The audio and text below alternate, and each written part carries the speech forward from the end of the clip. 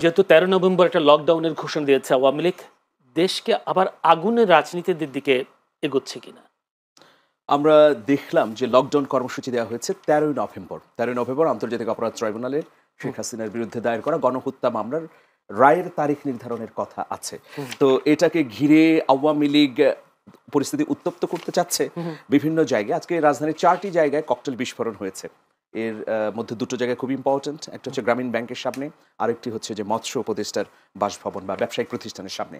তো পরিস্থিতি উত্তপ্ত করবার জন্য কয়েক হাজার কোটি টাকাও বাজেট করা হয়েছে বলে বিভিন্ন সূত্র বলছে।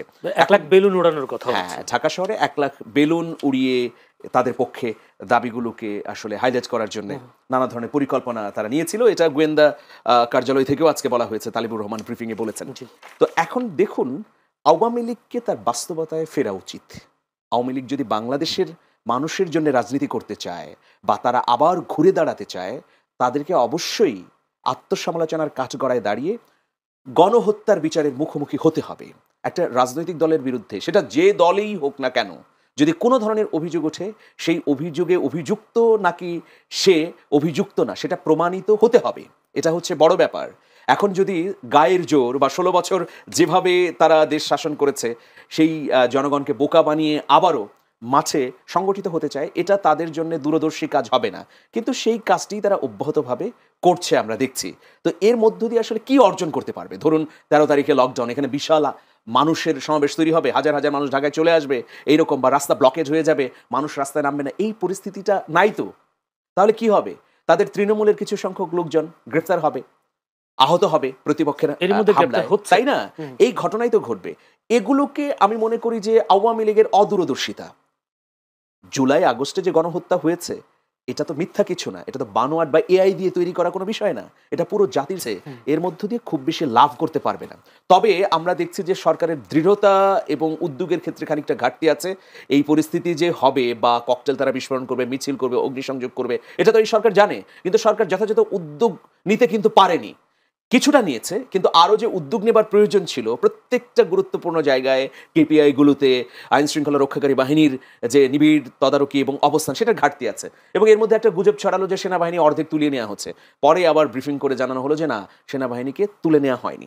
এখন দেখুন, নির্বাচিত সরকার এই জন্যই জরুরি, এবং ফেব্রুয়ারির নির্বাচনটা খুবই গুরুত্বপূর্ণ। আমরা যদি ফেব্রুয়ারির ট্রেনটা মিস করি, তাহলে দেশ একটা অন্ধকারের সরণিতে ঢুকে যাবে। এটা প্রত্যেক রাজনৈতিক দলকে মনে রাখা উচিত। সবাই ক্ষতিগ্রস্ত হবে। এখানে শুধু জামাত বিএনপি ক্ষতিগ্রস্ত হবে না, আরো যারা যারা আছে প্রত্যেকেই ক্ষতিগ্রস্ত হবে। যারা কোনো না কোনোভাবে গণ অভ্যুত্থানের পক্ষে ছিল, নাগরিক সমাজ, তারাও ক্ষতিগ্রস্ত হবে। আর বাংলাদেশ ক্ষতিগ্রস্ত হবে, কারণ গণতন্ত্র থেকে ছিটকে পড়বে। বলছেন যে আওয়ামী লীগের স্বাভাবিক রাজনীতিতে ফিরতে হবে, মানে তার দায় সে মেনে নিতে হবে, বা সে অভিযুক্ত হোক আর অভিযুক্ত না হোক। আপনি কি মনে, বিএনপি কি মনে করে আসলে আওয়ামী লীগ স্বাভাবিক রাজনীতিতে ফেরার সুযোগ কতটা? দেখুন, ৩৬শে জুলাই যে ঘটনা হয়েছে এবং ছোট করে বলতে হবে। দীর্ঘ ১৭ বছর যেভাবে অত্যাচার, নির্যাতন, নিপীড়ন, গুম খুন করেছে, এবং ৩৬শে জুলাই যেটা তো অনেকটা বলা চলে গণহত্যার করেছে। এখনো কিন্তু অসংখ্য হাজার হাজার মানে নাগরিক পঙ্গুত্ব বরণ করছে, তারা এখনো বিছানায় কাতরাচ্ছে, এখনো তারা স্বাভাবিক জীবনযাপনে আসতে পারে নাই। এরকম একটা মুহূর্তে আওয়ামী লীগ কোনো কিছু করবে আর এইটাই জাতি মেনে নেবে, আমার মনে হয় সেটা কখনোই সম্ভব না। তবে বিএনপি তো জানেন, সবসময় বিএনপি যেটা হলো যে স্বাভাবিক রাজনীতিতে বিশ্বাস করে।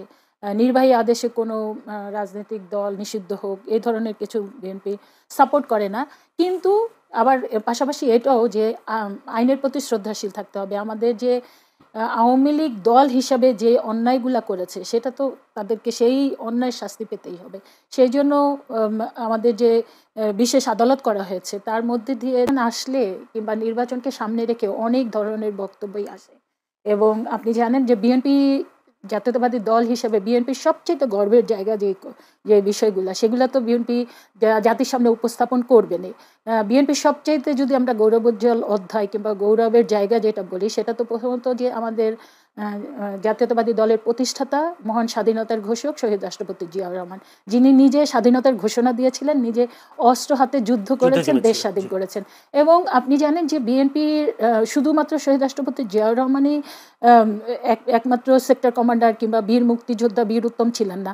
বিএনপির আরও অসংখ্য মানে নেতারা ছিলেন এখন অনেকেই সিনিয়র হয়ে গিয়েছেন আমাদের জাতীয় স্থায়ী কমিটির সদস্যবৃন্দ, এছাড়া অন্যান্য নেতৃবৃন্দ। বলা হয় যে বিএনপিতে সবচেয়ে বেশি বীর মুক্তিযোদ্ধা, বীরুত্তম, বীর বিক্রম জায়গা এখানে সবচেয়ে বেশি। সে কারণে বিএনপির গর্বের জায়গাগুলো তো বিএনপি বলবেই। এছাড়া আপনি রাজাকারও আছে, এছাড়া আপনি জানেন বলা হয়ে থাকে, কিন্তু এটা দল হিসাবে ব্যক্তিবিশেষ আছে কিনা আমি একেবারেই নির্ভুলভাবে বলতে পারবো না, তবে আমার জানা মতো নেই। তো আমি খুব বেশি আপনাকে এই জায়গায় খুব বেশি স্পষ্ট করে বলতে চাই না। হ্যাঁ, ভিতরে হয়তো বা থাকতে পারে, কিন্তু আমাদের জানা মতে নাই। তো যেটা বলতে চাই যে বিএনপি হলো মুক্তিযোদ্ধার দল, এবং আমরা যেহেতু যতদিন এই বাংলাদেশ থাকবে, বাংলাদেশ নামের রাষ্ট্রটি থাকবে, বাংলাদেশের মাটি মানুষ থাকবে, ততদিন আমি মনে করি বাংলাদেশের মানুষের হৃদয়ে মুক্তিযুদ্ধের বিষয়টা স্বর্ণাক্ষরে লেখা থাকবে। এটা আপনি আজকে বলেন, আরো 10 বছর পরে বলেন, আরো 100 বছর পরে বলেন, 100 বছর পরে বলেন, মুক্তিযুদ্ধের এই বিষয়টা মানুষ উচ্চারণ করবে, স্মরণ করবে শ্রদ্ধা ভরে। হ্যাঁ, কাজে সেই জিনিসটা বিএনপি যখন বলবে, সেটা যদি আপনারা ভিন্নভাবে নিতে চান, আমার মনে হয় সেটা সঠিক হবে না। কারণ বিএনপির পজিটিভ জায়গাগুলা, গর্বের জায়গাগুলা বিএনপি কিন্তু বলবে না। তো আমার মনে হয় আমাদের সংগ্রামী মহাসচিব সেই বিষয়টাই বলছেন। এবং যেহেতু এখন নির্বাচন কেন্দ্রিক সব জায়গায় বক্তব্য বিবৃতি হচ্ছে, পার্শ্ববর্তী আপনি জানেন যে যুদ্ধের সময়, মহান মুক্তিযুদ্ধের সময় জামাতের ভূমিকাটা যে জায়গাটা ছিল, তাদের অনেক সময় মুক্তিযুদ্ধের কথা বললে কিংবা এই বিষয়গুলো বললে তারা অনেক সময় পজিটিভলি না নিয়ে অনেক ক্ষেত্রে নেগেটিভলি নিতে চায়। তবে আমার মনে হয় এগুলা তারা যত বেশি ওভারলুক করবেন তাদের জন্য ভালো। হ্যাঁ, জামাত, কারণ তাদের যেহেতু তাদের যেহেতু এই বিষয়গুলা নিয়ে জাতির সামনে এখনো অনেকভাবে, যদিও আমরা দেখেছি জামাতের আমির তিনি নিউ ইয়র্কে গিয়ে তিনি বলেছিলেন, ক্ষমা চেয়েছেন, যদিও বলেছেন 47কে কেন্দ্র করে তিনি বলেছেন যে 47 থেকে শুরু করে 24 পর্যন্ত, মানে সেই দিন পর্যন্ত যেদিন তিনি ক্ষমা চেয়েছেন সেই দিন পর্যন্ত যদি কোনো ভুল হয়ে থাকে ক্ষমা চেয়েছেন। তো এই ক্ষমাগুলা ব্যক্তি বিশেষ ক্ষমা এইভাবে একটা দলের কিন্তু হয় না। এগুলার কতগুলো প্রক্রিয়া আছে, সেই প্রক্রিয়া যতদিন পর্যন্ত না যাবে ততদিন পর্যন্ত কিন্তু জামাত এই ধরনের বিতর্কের সৃষ্টি হবে। প্রশ্নটা হচ্ছে এই জায়গায় মুক্তিযুদ্ধের পক্ষের শক্তি বিপক্ষের শক্তি, এটা আওয়ামী লীগের একটা কাজটা ছিল। এই ধারা অব্যাহত রাখতে গিয়ে আপনি যদি শহীদ প্রেসিডেন্ট জিয়াউর রহমান, যিনি মুক্তিযুদ্ধের ঘোষণা দিয়েছেন, যুদ্ধ করেছেন বলছেন আপনি, আমরা সবাই জানি, দেশের মানুষ জানে, কিন্তু তাকেও তো পাকিস্তানের চর বলেছে, সেই মুক্তিযুদ্ধের বিপক্ষে শক্তি বলেছিল। কিন্তু এই ধারাটা, এই ট্রাম্প কার্ডটা আবার নতুন করে রাজনীতির মাঠে আসা, যারাই বলুক, সেটা বিএনপি বলুক, জামায়াত বলুক, যেই বলবে বলুক, এই আশাটাকে, এটাকে বিপক্ষে করে দেওয়াটাকে আপনি কোনো অশনি সংকট মনে করেন কিনা? আপনারা কেন, বিএনপি যদি ওই মুক্তিযুদ্ধের কথা বলে, তাহলে আপনারা কেন আওয়ামী লীগের সাথে এক করে দেখেন? আওয়ামী লীগ তো মুক্তিযুদ্ধের চেতনা বিক্রি করে জাতিকে ধ্বংস করেছে, বিভিন্ন দলগুলার উপরে অত্যাচার করেছে, নির্যাতন করেছে, গণতন্ত্র হত্যা করেছে। বিএনপি কি সেই কাজটি করে? আর শহীদ রাষ্ট্রপতি জিয়াউর রহমানের কথা বললেন মানিক, যেটা বলেছেন সত্যিকার অর্থেই তো যে জাতীয়তাবাদী দল, এই দলটি হচ্ছে একটা মধ্যপন্থার দল, এবং এই দলটি অনেক বলে থাকে যে একটা ফুলের ঝুড়ির মতো। একটা ফুলের ঝুড়ি করতে যেমন গোলাপ লাগে, গন্ধ লাগে, গন্ধরাজ লাগে, রজনীগন্ধা লাগে, সূর্যমুখী লাগে, মানে আপনার যত সুন্দর সুন্দর ফুল ওখানে দিতে পারবে, ওই ঝুড়িটা তত বেশি আকর্ষণীয় হবে। জাতীয়তাবাদী দলটা হচ্ছে ওই রকম। শহীদ রাষ্ট্রপতি জিয়াউর রহমান কিন্তু জাতীয়তাবাদী দলের সমস্ত মেধাবীদেরকে তিনি এই দলে নিয়ে এসেছিলেন, এবং এটা সত্যি যে তিনি সকল বিভেদ কিন্তু দূর করে দিয়ে এই জাতিকে এক করে দিয়ে তিনি কিন্তু সামনের দিকে এগিয়ে চলেছিলেন। সেই কারণে শহীদ রাষ্ট্রপতি জিয়াউর রহমান আজও বাংলাদেশের মানুষের কাছে সবচেয়ে জনপ্রিয়। পুরো প্রশ্নের উত্তরটা আমি পাইনি। আমি জাস্ট চাচ্ছিলাম যে নতুন বাংলাদেশের নতুন আমার দলের আদর্শটাকে আমি মানুষের কাছে রিপ্রেজেন্ট করব, নাকি আবারও সে মুক্তিযুদ্ধের পক্ষে বিপক্ষের শক্তি নিয়ে আমার দলের আদর্শ বলতে গেলে অবশ্যই সেখানে মুক্তিযুদ্ধ চলে আসবে। মুক্তিযুদ্ধকে বাদ দিয়ে আমার দলের আদর্শকে আমরা পুরোপুরি বলতে পারবো না। আমি আসবো আপনার কাছে আরেকটা বিষয় নিয়ে।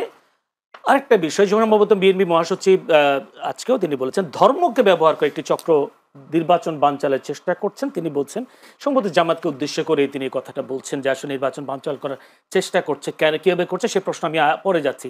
এরপরে সালাউদ্দিন আহমেদ বিএনপি স্থায়ী কমিটির সদস্য তিনি বলেছেন আমরা মওদুদির ইসলামের অনুসারী নই, আমরা মদিনার ইসলামের অনুসারী।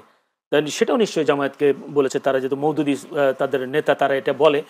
তো সেই ক্ষেত্রে আমার প্রশ্নটা হলো মওদুদি ইসলাম, তারা বলছে মদিনা ইসলামের অনুসারী বিএনপি, কিন্তু মদিনার ইসলামের সাথে মওদুদি ইসলাম বা জামায়াতের ইসলামের কোনো সাংঘর্ষিক আছে কিনা, কোনো সংঘর্ষ আছে কিনা? আচ্ছা, যেহেতু নির্বাচন ঘনিয়ে আসছে, অনেক ধরনের কথাবার্তা হচ্ছে, তাই না? একদল আরেক দলকে বিদ্ধ করছে, এগুলোকে আমি আর সাধারণত বলি যে ক্রিস্পি টক বা কুড়মুড়ে আলোচনা। হ্যাঁ, তো এখানে বিষয় হলো কি যে আমরা গণ অভ্যুত্থানের পরে যেটা চেয়েছিলাম যে যে আলোচনাগুলো শুনে মানুষ বিরক্ত না হবে। যেমন আমি বলি যে বয়ান তৈরি খুবই গুরুত্বপূর্ণ একটা ব্যাপার। বিএনপি তার গৌরবান্বিত প্রতিষ্ঠাতা শহীদ প্রেসিডেন্ট জিয়াউর রহমানের জীবনী তুলে ধরুক, তার অবদান তুলে ধরুক, বেগম খালেদা জিয়ার আপসহীন সংগ্রাম তুলে ধরুক, সেটাতে কিন্তু মানুষ উৎফুল্ল হয় বা মানুষ এটাকে চমৎকারভাবে গ্রহণ করে। কিন্তু এখানে সাম্প্রতিক সময়ে দেখছি যে বিএনপি এবং জামাতের মধ্যে প্রতিনিয়ত নানা ধরনের দ্বন্দ্ব সংঘাত তৈরি হচ্ছে, সেটাতে আবার সাধারণ মানুষ বিরক্ত হচ্ছে। আমি কেন বলছি বিরক্ত হচ্ছে? যে সাধারণ মানুষ মনে করছে যে এই দুটি দল তো দীর্ঘদিন ধরে একসাথে আন্দোলন করেছে, 16 বছর তো বটেই। 91 সালেও বিএনপি জামাতের সমর্থন নিয়েছে, আবার 2001 সালে যখন ক্ষমতা এসেছে জামাতের নেতাদের মন্ত্রী বানিয়েছে। তাহলে এখন জামাত কেন বিএনপিকে বিদ্ধ করছে, বিএনপি কেন জামাতকে বিদ্ধ করছে? তারা চাচ্ছে যে জনগণের কাছে কমিটমেন্ট করুক, বিএনপিও করুক, জামাতও করুক। জামাত অহেতুক বিএনপিকে সমালোচনা না করুক, বিএনপি জামাতকে সমালোচনা না করুক, কারণ তারা একসঙ্গেই ছিল, দীর্ঘ সময় ফ্যাসিবাদের বিরুদ্ধে লড়াই করছে। এখন নিজস্ব স্বার্থ দলীয় দৃষ্টিভঙ্গির কারণে তারা যদি দ্বন্দ্ব সংঘাতে জড়িত হয়, এই যে এখন আবার রাজপথে আন্দোলন দেখছি, এই যে একটা আশঙ্কা দেখছি, হ্যাঁ, দুই পক্ষ অনড় হয়ে আছে, সেটা মানুষকে বিরক্ত করছে। আর যে ধর্মের প্রসঙ্গ বললেন, এই প্রসঙ্গগুলো আসবে নানাভাবে। এই প্রসঙ্গগুলো আসবে, যেমন আপনি বলছেন যে মওদুদি ইসলাম নাকি মদিনার ইসলাম, এটা আসলে ব্যাখ্যা যদি জামাতের কোনো নেতা থাকতেন তাহলে হয়তো সুস্পষ্টভাবে দিতেন। কিন্তু আমি মনে করি যে এখন যেহেতু হাতে আমাদের খুব কম সময়, নির্বাচন প্রায় চলে এসেছে, আমরা 2 মাসের সময় পাবো না। এই সময়ে আমি এলাকায় কি কাজ করব, আমি কেন ক্যাপাবল, আমি কেন সামর্থ্যবান এলাকার মানুষের আকাঙ্ক্ষা পূরণের জন্য, সেগুলো যদি সব রাজনৈতিক দলের নেতারাই তুলে ধরেন এবং অঙ্গীকার করেন, তাহলে যে ছাত্র জনতা জীবন দিয়েছে এটার আকাঙ্ক্ষা কিছুটা হলেও পূরণ হবে বলে মনে করি। সেই কথাটা আমি চাচ্ছিলাম যে এই মুক্তিযুদ্ধ বিরোধী বা মুক্তিযুদ্ধ রাজাকার এই বিষয়গুলো মানুষ প্রত্যাখ্যান করেছে, বিশেষ করে যদি ফেসিস্ট আওয়ামী লীগ সরকারের আমলের প্রত্যাখ্যান করেছে, কারণ তারা চেতনাবাজি করেছে, মুক্তিযুদ্ধের চেতনার নাম দিয়ে ব্যাংক লুট করেছে, গুম করেছে। তো সেটা তো মানুষ গ্রহণ করবে না ওইভাবে। কিন্তু আপনি যদি জিয়াউর রহমানের মুক্তিযুদ্ধের গৌরবান্বিত ইতিহাস তুলে ধরেন, মানুষ আপ্লুত হবে, ইতিহাসে ফিরে যাবে। বেগম খালেদা জিয়ার এখানে কোনো দ্বিমত নেই, যিনি আপসহীন নেত্রী, হ্যাঁ, তার যিনি দেশ ছেড়ে কোনোদিনও পালায়নি। যে আমাদের বিএনপি বলতে পারে যে আমাদের রাজনৈতিক দলের নেতা দুজনই, প্রেসিডেন্ট জিয়াউর রহমান এবং বেগম খালেদা জিয়া, তারা কোনো সংকটেই বাংলাদেশ ছেড়ে যাননি। তার ত্যাগের তো কোনো সীমা নেই, তাই না? ছেলে তারই সামনে এটা তো অত্যন্ত গুরুত্বপূর্ণ বিষয় একটা রাজনৈতিক দলের যারা আইকন। তো সেই বিষয়গুলো আমার মনে হয় যে বিএনপি তুলে ধরা বেশি প্রয়োজন, বিতর্কিত বিষয় আমি এটা মনে করি, বন্ধ করার জন্য। ধন্যবাদ দর্শক, আমরা ছোট্ট একটা বিরতিতে যাচ্ছি, আমাদের সঙ্গে থাকবেন।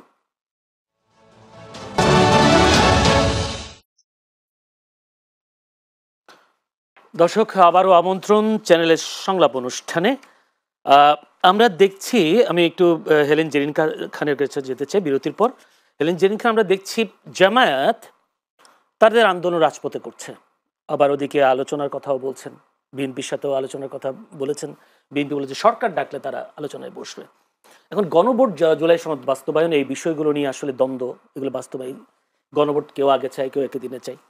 কিন্তু জামায়াত রাজনীতির মাঠে, আবার বিএনপিও কি রাজনীতির মাঠে নামবে কিনা এইসব বিষয়, যদিও এরই মধ্যে কয়েকজন শীর্ষ নেতা বলেই দিয়েছেন যে তারা যদি রাজনীতির মাঠে নামে ট্যাবলেট খাওয়ার সময় বা সময়ও তারা খুঁজে পাবে না। আসলে কি বিএনপিও কি রাজনীতির মাঠে নেমে রাজপথকে উত্তপ্ত করতে চায় কিনা? দেখেন, ইংরেজিতে একটা কথা আছে, নেসেসিটি নোজ নো ল, প্রয়োজন কোনো আইন মানে না। হ্যাঁ, যদি প্রয়োজন বোধ হয় তখন অনেক কিছুই করতে হয়। তবে এখন পর্যন্ত বিএনপির মাঠে নামার কোনো ইচ্ছে নাই, কারণ বিএনপি সবসময় মনে করে এবং ডে ওয়ান থেকে যেটা বলেছে যে অন্তর্বর্তীকালীন সরকারটি হচ্ছে আমাদের সরকার, এই সরকারকে সফল করার দায়িত্ব আমাদের, স্বৈরাচার, বিশেষ করে এই মাফিয়া বিরোধী, ফ্যাসিস্ট বিরোধী যারা যে সমস্ত দলগুলো ছিল আমাদের প্রত্যেকের।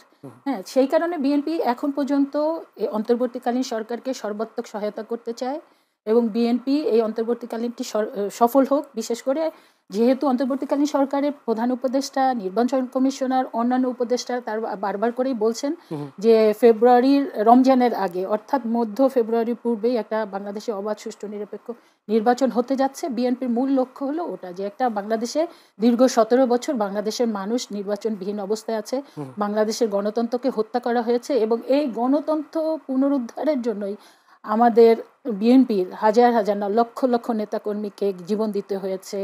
আমাদের লক্ষ লক্ষ প্রায় কোটির মতো নেতাকর্মীর মামলা শিকার হয়েছে। দেশনেত্রী বেগম খালেদা জিয়াকে 75-76 বছর বয়সে তাকে জেলে যেতে হয়েছে। আমাদের অ্যাক্টিং চেয়ারম্যান জনাব তারেক রহমানের মেরুদণ্ড ভেঙে দেওয়া হয়েছে, তিনি আজও দেশে আসতে পারেন নাই। এত কিছুর বিনিময়ে আমাদের মানে একটাই হলো লক্ষ্য, সেটা হলো বাংলাদেশের মালিক হচ্ছে জনগণ, সেই জনগণের মালিকানা আমাদের ফিরিয়ে দেবে এবং সেই মালিকানার ফিরিয়ে দেওয়ার প্রধান শর্ত হচ্ছে একটা অবাধ, সুষ্ঠু, নিরপেক্ষ নির্বাচন। আমরা মূলত সেই জায়গাটাই যেতে চাই। তো এই জন্য আমাদের আমরা যা করণীয় সেটাই কিন্তু করে যাচ্ছি।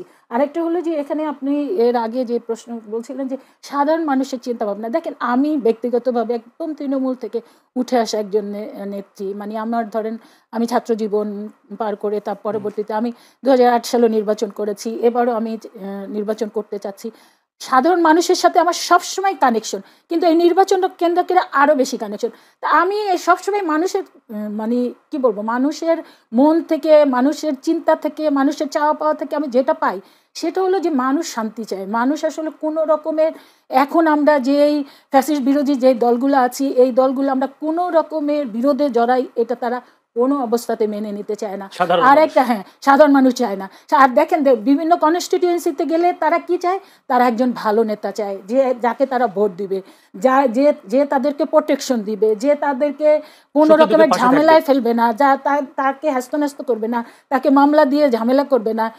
সে একটা দুঃখের কথা গিয়ে তার কাছে বলতে পারবে এবং সেটা শুনে তার সমস্যার সাথে সমাধান করবে। এইটা হলো সাধারণ মানুষের চাওয়া পাওয়া। তারপরে ধরেন তরুণরা কি চায়, তারা মানে শিক্ষা গ্রহণ করে তারা একটা ভালো জব চায়। এবং আপনি যারা ভালো শিক্ষা নিতে পারে নাই, তারা কি চায়, তারা তাদের ওই অবস্থায় তারা একটা কর্মসংস্থানের ব্যবস্থা চায়। এই হলো সাধারণ মানুষের চিন্তা।